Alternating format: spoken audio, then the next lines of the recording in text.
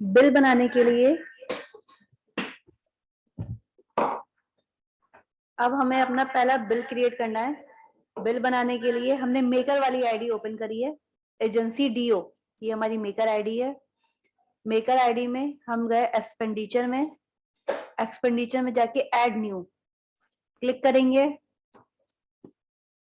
ये हमारा बिल बनाने का पहला प्रोसेस है। हमने स्कीम सेलेक्ट करी कि इस स्कीम में हमें पहला बिल बनाना है। हमने 194 स्कीम, जैसी ही स्कीम आई, हमें चूंकि एक का पेमेंट बनाना है इसलिए हम कस्टमाइज पर नहीं जाएंगे। हम एक्सपेंडिचर डन पर क्लिक किया, वेंडर, वेंडर में गए सिलेक्ट वेंडर, सिलेक्ट वेंडर में गए, है ना, जो हमारा वेंडर है उसको सिलेक्ट किया। हमें इनको सुधा रानी को पेमेंट करना है, सुधा रानी हमने सिलेक्ट किया। देन पूछा है लेटर ऑफिस ऑर्डर नंबर। यहाँ पर अगर हम किसी को भी पेमेंट करें उसके क्रम में हमारा ऑर्डर, अगर ऑर्डर नहीं हुआ है तो यहाँ पे एक ऐसा यूनिक कोड हमें डालना पड़ेगा जो पहले ना हो। ठीक है, जैसे हमने डाल दिया C105, ये हमारा लेटर नंबर है, और हमने डाल दिया MS पेमेंट। ठीक,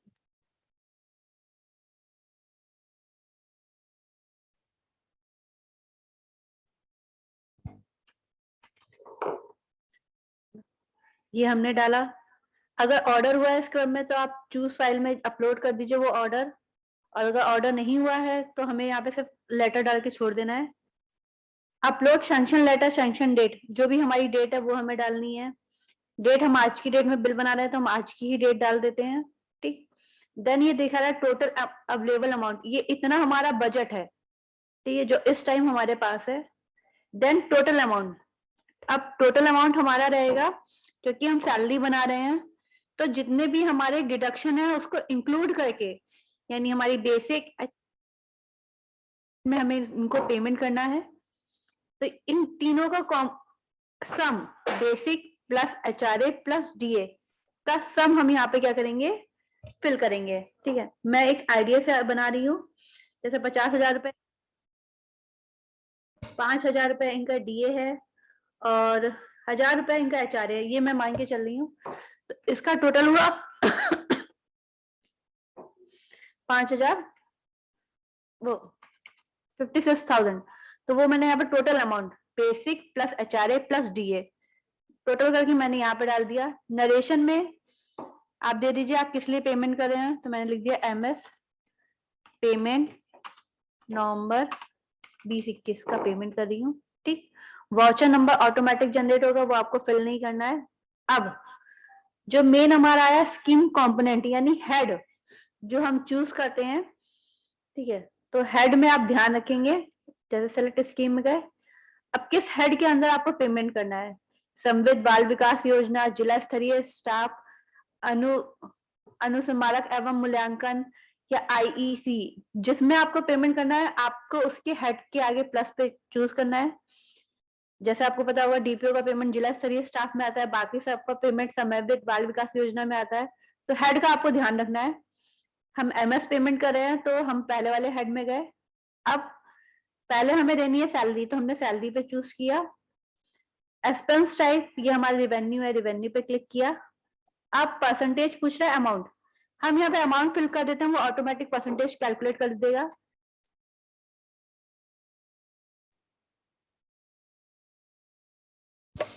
देन क्लिक किया हमने ऐड पर, जैसे ही ऐड किया, ठीक है, ये हमारी सैलरी ऐड हो गई।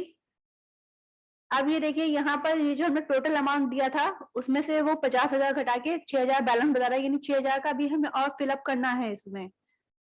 अब हम फिर स्कीम में गए, फिर कंपोनेंट में गए, देन हमने सिलेक्ट किया DA। DA हमारा हमने कैलकुलेट करके डाला, DA हमारा 5,000 रुपए है तो हमने 5,000 इसमें फिलअप कर दिया। उसने हमने देन क्लिक किया ऐड पर, जैसे ऐड पे क्लिक किया कि हमारी सैलरी आ गई और DA आ गया। अब नेक्स्ट हमें फिल करना है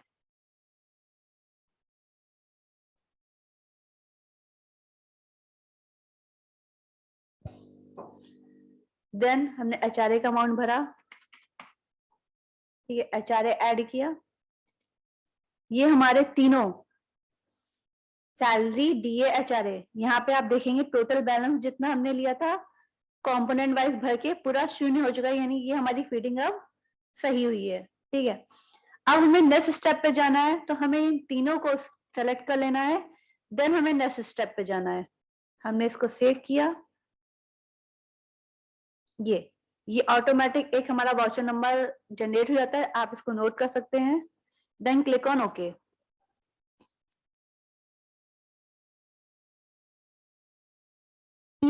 ये पूछा है क्या आपको डिटेल सेव करनी है, मैंने कहा हाँ, मुझे ये डिटेल क्या करनी है, सेव करनी है, तो मैंने यस पर क्लिक किया। ये हमारी डिटेल पूरी दिखाने लगी, ठीक है, कि क्या सैंक्शन नंबर है, क्या वाउचर नंबर है, ठीक है, कितनी सैलरी दी है, सब कुछ है, ये पूरी डिटेल ये शो कर रहा है। देन ये पूछ रहा है अब हमें किसके थ्रू पेमेंट करना है, तो हम PPI के थ्रू पेमेंट करेंगे। तो हमने इसमें पहला ऑप्शन चूज किया, e payment using print advice, choose करके इसको ऐड किया।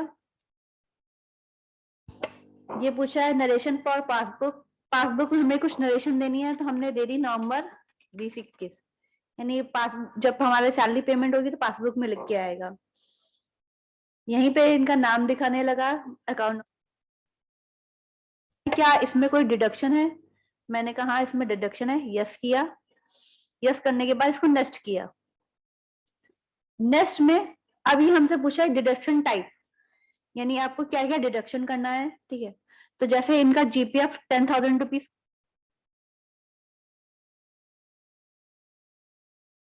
नहीं है, अगर GPF के साथ इनका कुछ भी लोन वोन कट रहा हो तो वो भी आप इसको प्लस करके डाल दीजिए। जैसे 10,000 ये GPF में कटा रही हो और 5,000 रुपए की किस्त जा रही हो, तो टोटल 15,000 रुपए डालिए, ठीक है, क्योंकि दोनों की हेड सेम होते हैं, चालान के रूप में आपको भर के जमा करना है, ठीक है। तो यहाँ पे टोटल डालिएगा, लेकिन इनका सिर्फ डिडक्शन करना है हमें 10,000 रुपए का, तो मैंने 10,000 का सिर्फ इनका डिडक्शन किया।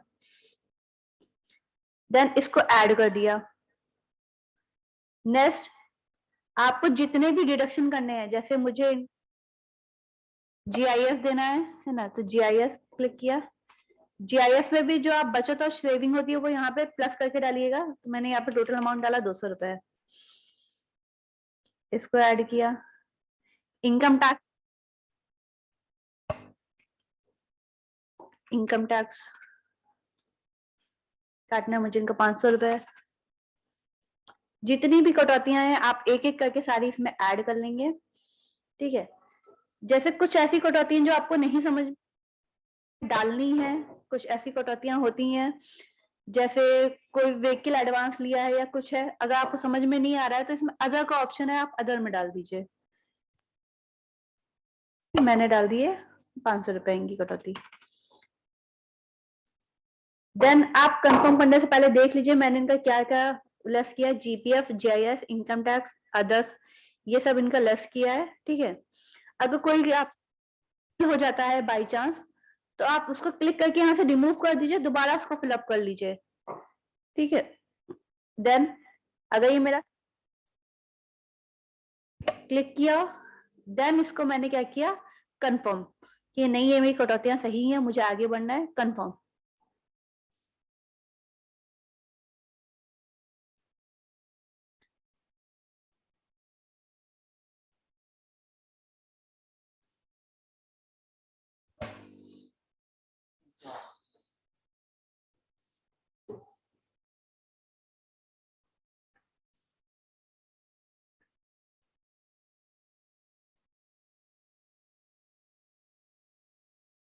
कंफर्म करने के बाद अब ये देखिए इसमें ये पेमेंट डिटेल आ रही है, ठीक है। ये अमाउंट शो कर रहा है जितना हमारा डिडक्शन करने के बाद जो नेट अमाउंट उसके खाते में जाएगा वो ये शो कर रहा है।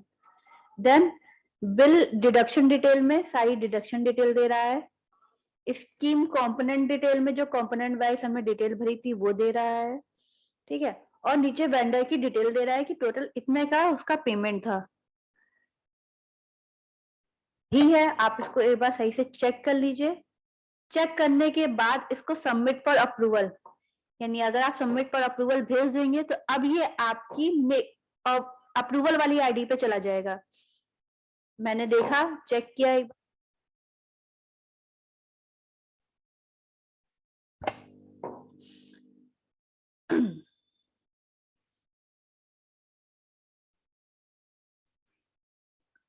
प्रोसेसिंग हो रही है, यानी जा रहा है वो, ठीक है।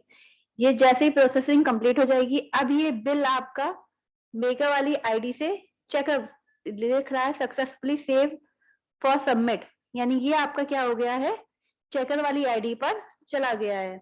वहां से अप्रूव होने के बाद आपको पीपीए जनरेट, वो आपको बैंक में सबमिट कर देना, इनका पेमेंट हो जाएगा। सेकंड चीज, अगर आपको लगता है आपका बिल ये गलत बना है, ठीक है, तो आप इसको कैंसिल कर देंगे। जैसे ही आप कैंसिल पे क्लिक करेंगे, ये पूरा अमाउंट जो आपके बजट में से कम हुआ था वो पूरा आपके में क्या हो जाएगा, प्लस हो जाएगा। आप यहाँ पे जाके इसको कैंसिल भी कर सकते हैं, नहीं ये मेरा अगर बिल गलत है तो मैं इसको कैंसिल कर दूं।